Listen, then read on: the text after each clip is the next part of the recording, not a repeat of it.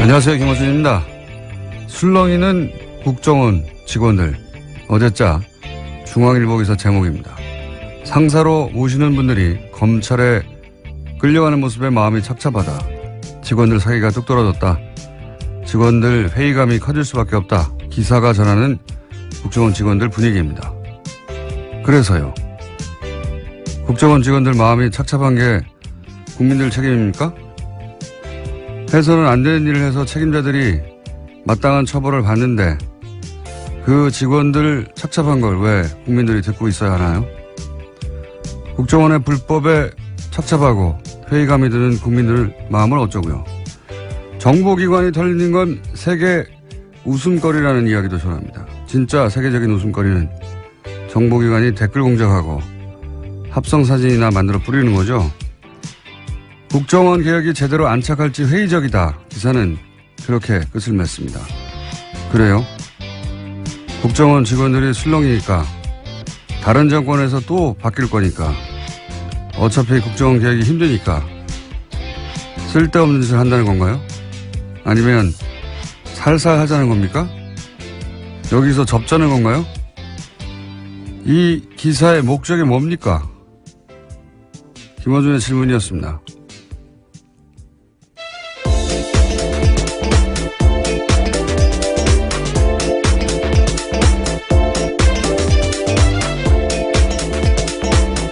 시사인의 김은지입니다. 오늘은 자리를 약간 각을 틀어가지고 좀 멀리 가셨네? 네. 아니, 원래 이 정도 거리를 유지했습니다. 저희가요. 네, 거리는 맞는데 각도가 네. 약간. 예. 이 국정원 댓글 공작 얘기 나오는데 댓글 공작하니까 이제 기사에 한두 줄 댓글 쓰는 거다. 이렇게만 물론 그것도 있어요. 근데 그렇게만 생각해서 대단한 게 아니다 이런 인식이 있어요. 실제로 보면. 지금 이명박 전 대통령 쪽에서 그렇게 주장하고 있습니다. 소수다라는 취지의 이야기인데요. 숫자도 적지만 뭐 댓글 좀 다는 게 어떠냐 이런 인식이 기본적으로 깔려 있는 거예요. 그거 가지고 무슨 여론이 얼마나 바뀌었겠느냐. 그렇게 아무것도 안 바뀔 거고 효과가 없으면 왜 국정원 사이버사령부 기무사 총동원했겠어요. 아무 효과도 없는데. 예. 그게 아니다. 이게 이제 7년 전쯤에 이 4대 보험 받는 곳에서 댓글 공작을 한다고. 예. 최초로 지적했던 댓글 공작 전문가로서 제가 댓글 공작이 훨씬 더 치밀하고 사악한 거다. 잠깐 예를 들어볼게요. 이게 이명박 박근혜 정권의 주요 선거에서는 모두 다 등장했지만 예를 들어서 2012년 대선을 들어보면 당시 정권 차원에서 가장 절대 과제가 뭐였냐면 문재인 안철수 단일화를 막거나 혹은 그 효과를 최소화하는 거예요. 그걸 위해서 댓글 공작이 한 일을 구체적으로 얘기를 하자면 친문 친한 싸움을 만들어냅니다. 기본적으로 이 댓글 공작하는 곳에서. 그러니까 친문 친한 다 가짜 계정인 거예요. 이 가짜 계정으로 가짜 싸움을 만들어요. 근데 이 계정들이 갑자기 등장하는 게 아니라 사실은 갑자기 등장하는 계정도 있지만 오래 키운 계정도 있어요. 예. 키운다고 저는 표현하는데 평상시에는 정상적인 것처럼 활동하는 겁니다. 여러 가지 글도 쓰고 커뮤니티 같은 곳에서. 그런데 이제 이런 싸움을 둘 다 가짜를 만들어가지고 그 내용을 서로 정해놔요. 이쪽에서 이렇게 공격하면 이쪽에서 이렇게 받는 것으로. 그런 내용을 정해놓고 시작합니다. 가짜끼리. 가짜 싸움을 하는 거죠. 그럼 사람들이 진짜 싸움인 줄 알고 이제 같이 댓글을 달고 그 과정에서 지지자들 간의 감정이 상하죠. 이것도 여러 가지 패턴이 있는데 여하간. 본질은 똑같아요. 분열 공작이죠. 분열 공작. 네, 여론을 호도하게 만들는 거죠. 이게 실제 커뮤니티에서 하는 게 아니라 뭐 트윗도 하고 페이스북도 하고 뭐 카톡도 하고 모든 인터넷 공간에서 하거든요. 이렇게 특정인이나 특정 사안을 특정한 프레임으로 집중적으로 몰아가면 강력해요, 사실. 그래서 여론이 정말 그런 건 줄 아는 댓글은 그 일부에 불과한 겁니다. 이게 다 댓글 공작이라는 단어로 다 묶여서 그런 거지. 이렇게 이간질하고 배척하고 하는 진보 분열 공작은 정말 수도 없이 했어요. 수도 없이. 이런 일이 일어나면 여론에 민감한 정치인들이 가장 먼저 영향을 받고요. 그 다음으로는 진보적인 지식인들도 굉장히 영향을 많이 받아요. 그분들의 이제 정보와 여론 수집 창구가 온라인이거든요. 댓글 공작이 원래 심리전단에서 시작한 거잖아요. 이게 적을 심리적으로 붕괴시키고 와해시키고 유린하고 그런 전문가 집단이 기획해서 한 거예요. 이게 댓글이라고 하는 어떤 가벼운 뉘앙스 때문에 별거 아닌 것처럼 취급되는데 그렇지 않습니다. 이 국민들 마음을 가지고 조작하고, 예. 굉장히 심각한 범죄예요. 예. 자, 이 부분에 대해서 국정원이 한 일이 엄청난데 그거 외에도 많지만 여기 관해서 이제 수사를 하고 이제 국정원 원장들도 다 지금 박근혜 정부 하에서 국정원장들이 다 구속될 위기에 처해 있잖아요. 예. 네, 지금 현재로서 그런데요. 이게 별거 아닌 것처럼 생각하는 사람들이 기자들 중에도 있는데 대단한 겁니다. 예, 저도 직접적인 피해자입니다. 군 사이버 사령부가 단 댓글 기사들 중에서 보면요. 제가 기무사가 단 댓글이 기무사 관련된 지적하는 기사가 있었는데 그 한 장병 같은 경우에 군에 들어가기 전에 자신의 미니 홈피에다가 이명박 전 대통령 관련된 짤을 올린 게 있습니다. 예, 짤이라면 여기서 예. 뭐 재미있는 사진 같은 예, 것들인데요. 그와 관련해서 기무사가 따로 불려가지고 군에서 그것들을 내리라고 지시한 바가 있는데 그걸 문제라고 기사 쓴 적이 있거든요. 그때 그런 댓글들이 아주 많이 달렸습니다. 기무사가 원래 그런 거 하는 곳이다. 여자라서 뭘 잘 모른다라 했는데요. 이제 와서 보니까 다 돈 받은 댓글 부대들이 쓴 댓글이었더라고요. 이게 타겟이 되면은 기자들 그러니까 개인이 감당할 수 없는 수준의 공격이 와요. 예. 이거 정치인을 타겟해서도 마찬가지고 당하면은 견디기 힘듭니다. 저 같은 사람 빼고. 정말이에요. 이런 프레임을 감당하기 힘들어요. 예, 좀 성살했습니다. 그때 내가 정말 군을 잘 몰라서 쓴 기사인가 뭐 이런 생각도 좀 했었었는데요. 그렇게 생각할 수밖에 없는데 예. 그게 전망위로 일어난다고 생각해요. 정말 많이 달렸거든요. 그런 게. 정치인들은 금방 넘어가고요. 예. 진보적인 지식인들도 여기 많이 이용됐어요. 예. 어쨌든 이게 별거 아닌 것처럼 하는 다루는 기자들도 정치인도 다 문제예요. 실제 이 실상을 알면 엄청난 겁니다. 지금 드러난 건 빙산의 일각에 불과해요, 사실. 자, 뉴스 합시다. 예, 첫 번째는요. 네, 어제 운영표 전 보건복지부 장관의 2심 선고가 있었습니다. 법원은 삼성물산과 제일모직의 합병 과정에서 청와대 개입이 있었다라고 판단했는데요. 1심에서는 이와 관련된 특별한 판단을 하지 않았는데 2심에서는 판단이 나온 겁니다. 물론 형량 같은 경우에는요. 운영표 전 장관은 1심과 똑같은 징역 2년 6개월이 나왔습니다.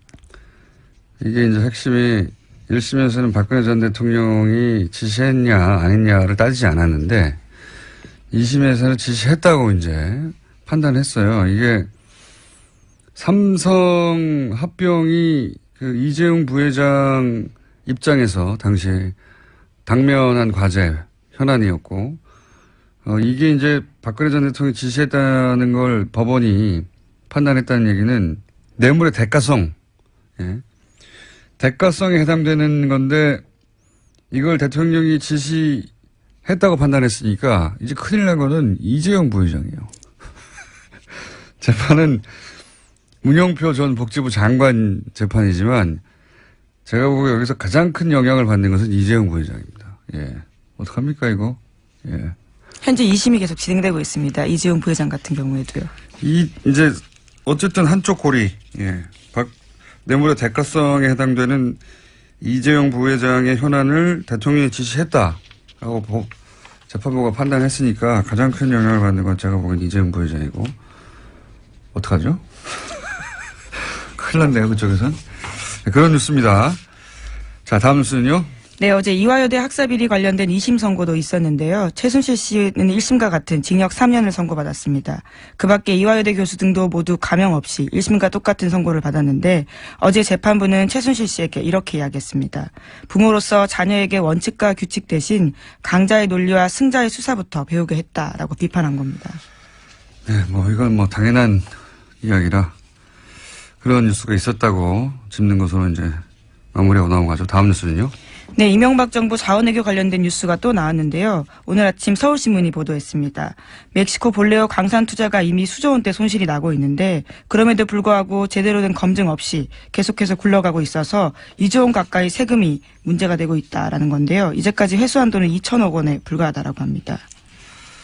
이거 자원 외교는 정말 늪과 같은 사안들인데 그 중에 대표적인 것들이 이제 캐나다 사례가 있고 이 볼레오 광산도 어처구니가 없는 사안이에요. 이거 좀 들여다보면 그 초기에는 지분 투자만 한다고 그랬거든요. 근데 나중에 부도가 납니다. 지분 투자를 했는데 광산이 부도가 나요. 부도가 나는데 부도가 난 걸 숨깁니다. 숨기고 나서 거꾸로 어떻게 대응하냐면 그때 손 털고 나왔어야 되는 건데 아예 사업 운영권을 인수한다고 해요. 예. 지분만 참여했다가 나중에는 인수한다고 하는데 그 중간에 부도를 맞이합니다. 예. 그 대목부터 처음부터 이상했지만 여기서부터는 엄청난 돈이 들어가요. 처음에는 지분 투자했다가 나중에 사업권을 운영권을 인수하면서 그리고 이게 미국의 은행이 회계가 불분명하다고 손 털고 나가는 사업이었거든요. 거기를 들어가는 거예요. 게다가 초기에 몇 불이었죠? 많습니다. 하여튼 엄청난 액수가 크니까 엄청난 액수 초기 특히 9천억 불인가요? 예. 그때 들어가는 돈들은요. 이 돈이 광산에 들어갔는지 아닌지 확인할 수가 없어요. 왜 확인할 수가 없냐면 부도가 났잖아요. 그러니까 이 회계가 불투명하고 실제 이 볼레오 현장 회계팀에서 이 돈이 들어왔는지 안 들어왔는지 자료가 없어요. 감사도 할 수 없어요. 이 돈이 제대로 쓰여졌는지 안 쓰여졌는지. 근데 여기다 2조를 더 한다는 거 아닙니까? 왜냐하면 우리가 물려있거든요, 여기에. 네, 지금 그런 상황이어서요. 현재 의원 입법을 통해서 광물공사 자본금을 2조에서 4조 원으로 늘리는 안까지 국회에 제출된 상태라고 합니다. 왜냐하면 안 그러면 예. 공사라는 건 국가가 보증하는 거 아닙니까? 공사가 망하게 생겼거든요. 공사가 망하게 생겼으니까 자본금을 늘려줘야 돼가지고. 왜냐면, 이거 하다하다. 이거 따로 한번 해야 되겠네요, 볼레오. 예. 이거는 수많은 사람이 잡혀 들어가야 되는 사건이에요, 이거. 정말. 광물공사가 이제, 광물공사. 나라가 망하지 않았는데 공사가 망하게 생겼어요. 그런 상황에 처해 있습니다. 네. 이 사업 자체가 이 거대한 사기가 아닌 한 이런 일이 벌어질 수는 없는, 누구랑 하죠? 저희 한번, 요 사안을 집중적으로 팔 만한, 전문가를 모시고 이게 얼마나 어처구니 없는지 한번 따져보기로 하겠습니다. 이건 저는 사기라고 봅니다, 그냥. 사기가 아니라 이런 일이 벌어질 수 있나 싶은 어처구니 없는 일들이 많이 벌어졌어요. 예. 이 볼레오 건은 저희가 따로 특별히 시간을 빼서 시간을 진행하겠다고, 분호를 진행하겠다고 예고하고 다음으로 넘어가죠. 네, 이명박 전 대통령의 측근인 임태희 전 대통령 비서실장이 있는데요. 당시 국정원의 연예인 블랙리스트를 직접 보고받았다라는 오늘 아침 경향신문 보도가 있습니다. 해당 문건이 나온 건데요. 2011년 7월 무렵에 국정원이 작성한 등록금 집회 참가 연예인 신원사항 등과 같은 내용들이 있습니다. 여기에는 김여진 씨, 김규리 씨, 김미아 씨, 신해철 씨, 윤도현 씨와 같은 사람들의 이름이 쓰여 있는데요. 이와 같은 보고를 직접적으로 임태희 전 비서실장이 받았다라는 겁니다. 이게 참, 이명박 박근혜 정권 하에서는 재밌는 것이, 재밌다기보다는 화가 나는 것이, 이런 문건을 밑에서 작성했다고 칩시다. 예. 그걸 대통령 비서실장이 대통령 바로 옆에 청와대에서 대통령을 보좌하는 핵심 아닙니까? 대통령 비서실장이 연예인 블랙리스트 보고를 받고 있었다는 거예요. 네, 심지어 사정당국 관계자 말에 따르면요. 연예인 사찰 문건을 비롯한 일부 문건 같은 경우에는 수석실 거치지 않고 비서실장에게 바로 보고가 올라갔다라고 합니다. 여기에 김규리 씨, 거죠. 김미화 씨, 윤도현 씨 이런 사람들 블랙리스트 올려서 어떻게 하겠습니다. 이런 걸 청와대에서 보고받고 있다는 거 아니에요. 심지어 청와대에서 먼저 요청이 오면 국정원이 작성해서 보고가 이뤄진 경우도 있다라고 합니다. 진짜 한심하지 않습니까? 연예인 사찰해가지고 대통령을 보고 안 받았나 모르겠습니다. 예. 대통령 비서실장 이런 거 보고받고 이 사람 빼, 이 사람 너 잘하고 있어 이런 얘기 하고 있었다는 거 아니에요. 예. 윤도현 씨 빼, 이런 거 하고 있었다는 거. 정말 한심하게 짝이 없습니다. 자, 다음은요. 네, 또 관련된 뉴스가 하나 더 있는데요. 이명박 정부 당시 국정원이 2010년 5월 달에 MBC가 준비하던 노무현 전 대통령 서거 일주기 특집 방송에 불방 압력을 가한 정황도 확인됐다라고 경향신문이 보도했습니다. 관련해서 김재철 사장은 선거법을 운운하면서요. 국정원 이야기를 듣고 불방 압력을 넣었는데요. 결과적으로 방송은 나갔습니다. 이걸 국정원은 어떻게 할까요? 예. PD가 특정 프로그램에서 어떤 방송을 준비하고 있다. 국정원이 미리 알았으니까, 예. 연락했을 거 아닙니까? 사장한테. 국정원이 이제 이런 시사방송을 하는 PD들도 평소에 사찰하고 있지 않고서야 이런 아이템을 알 수가 없죠. 예. 그 사찰, 아니 뭐 연예인들 사찰해가 대통령 비서실장한테 보고하는데, 예. 웬만한 주요 프로그램,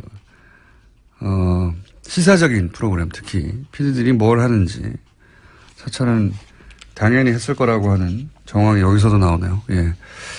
자, 다음은요. 네, 바레인 방문 중인 이명박 전 대통령이요. 어제 페이스북에 자신의 이야기를 좀 올렸습니다. 강연 전문을 올린 건데요. 그 내용들이 좀 눈길을 끕니다. 자신의 어머니가 어려서부터 자기에게 열심히 일해야 한다. 정직하고 성실하게 살아야 한다면서 그러면 하나님께서 기회를 주실 것이다. 라고 해서 그렇게 말씀하셨다라는 내용을 썼습니다.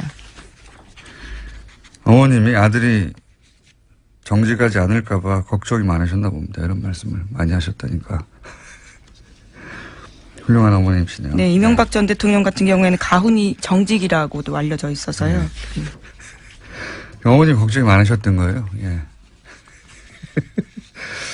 어머님은 훌륭하셨던 분인 것 같습니다. 네. 미리 아셨던 것 같아요. 자, 시간이 1분 정도 남았다. 네. 저희 PD가 예. 제스처를 하네요. 네, 무엇을 먼저 하면 좋을까요? 제목만 읽고 툭툭 지나가죠. 예.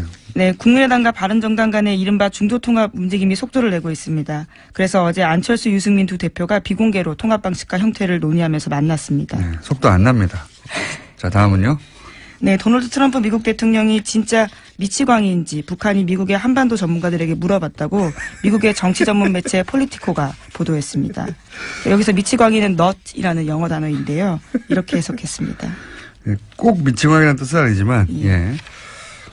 이거 사실 미국 사회에서 주요한 질문입니다. 최근에 부상하고 있는 미국의 정신과 전문의들이 한 27명 모여가지고 똑같은 얘기를 하고 그걸 책으로 내고 그래서 뭐 베스트셀러도 되고 최근 미 의회에서도 대통령의 핵 권한, 전쟁 개시 권한을 축소해야 된다, 제한해야 된다 진행하고 있거든요. 그러니까 결국은 트럼프 대통령의 지금 정신 건강이 전 세계를 멸망시킬 수도 있는 핵무기 버튼을 막힐 만큼 안정적인가. 이 질문을 정치권에서도 미국 정신의학에서 하고 있어요. 네. 뉴스 공장을 다 들었는지 이 사람들이. 외교 테이블에서도 굉장히 중요하게 다뤄진다는 건데요. 북한 쪽에서는 트럼프 대통령이 미치광이인지 아니면 단순히 신용하는 것인지 알고 싶어 한다라는 겁니다. 북한만 궁금한 게 아니라 전 세계가 궁금하고 특히 미국 정치권과 정신의학계에서 이 질문을 계속하고 있습니다. 최근에. 그래서 뉴욕타임즈 베스트셀러도 됐어요. 예. 이 책 한번 소개해야 되겠네요. 자세히. 예. 자, 그런 이야기들 오가고 있습니다. 오늘은 여기까지 하겠습니다. 시사인의 김은지였습니다. 감사합니다.